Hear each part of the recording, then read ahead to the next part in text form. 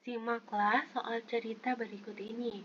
Pada tahun 2018, perekonomian Indonesia tumbuh sebesar 5,17%. Angka ini melanjutkan tren perbaikan setelah mencapai titik terendah di tahun 2015 dalam 5 tahun terakhir.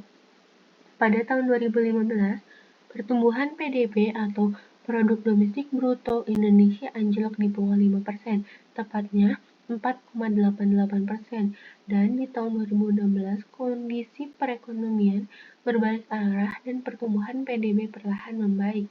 Per akhir tahun 2018, PDB Indonesia sebesar 14,837,4 triliun, adapun PDB per kapita 56 juta. Pertumbuhan ekonomi yang secara tahun cukup baik ditopang oleh pertumbuhan konsumsi dan investasi yang lumayan baik, yang konsumsi dan investasi juga menjadi penggerak ekonomi tahun ini. Berdasarkan data BPS yang dirilis pada hari Rabu, tanggal 6 bulan 2 2019, konsumsi rumah tangga Januari sampai dengan Desember tumbuh sebesar 5,05%, dan sumbangan terhadap pertumbuhan ekonomi 2,74%, sementara investasi yang tumbuh 6,67% menyumbang 2,17% terhadap pertumbuhan PDB 2018. Sementara itu, IHSG atau Indeks Harga Saham Gabungan ditutup menguat 1,025% menjadi 6.547,877. Adapun nilai tukar rupiah berdasarkan JISDOR atau Jakarta Interbank Spot Dollar Rate sebesar Rp13.947, melanjutkan penguatan sejak awal Februari. Kendati dinilai cukup positif, pertumbuhan ekonomi Indonesia masih terpusat di Jawa dan Sumatera.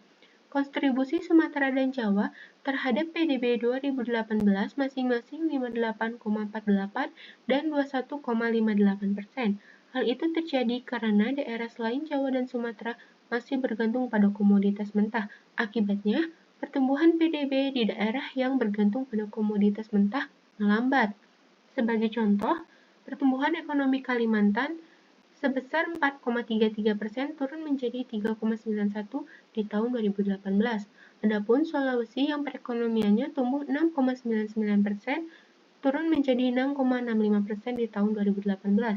Para ahli berpendapat, gejolak harga komoditas global akan mempengaruhi pertumbuhan ekonomi di daerah yang bergantung pada komoditas mentah.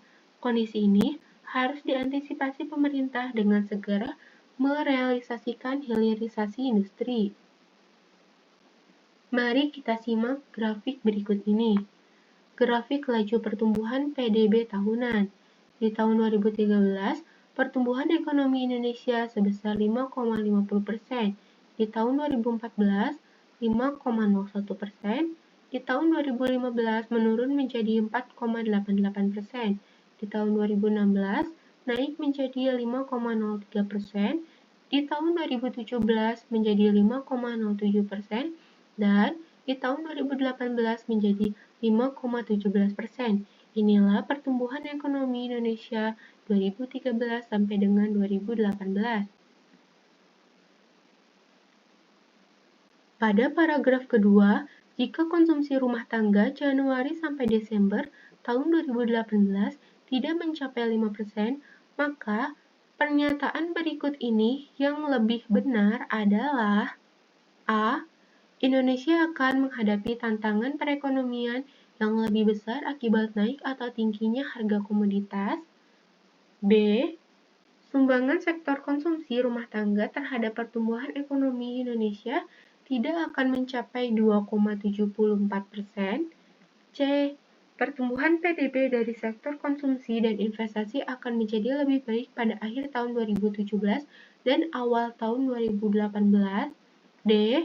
Pemerintah tidak lagi dapat mengandalkan sektor konsumsi dan investasi sebagai penopang pertumbuhan perekonomian nasional. E.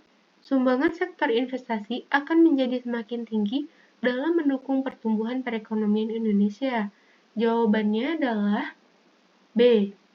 Berdasarkan isi paragraf kedua, pernyataan yang lebih benar bila konsumsi rumah tangga 2018 tidak mencapai 5% adalah sumbangan sektor konsumsi rumah tangga terhadap pertumbuhan Indonesia tidak akan mencapai 2,74%.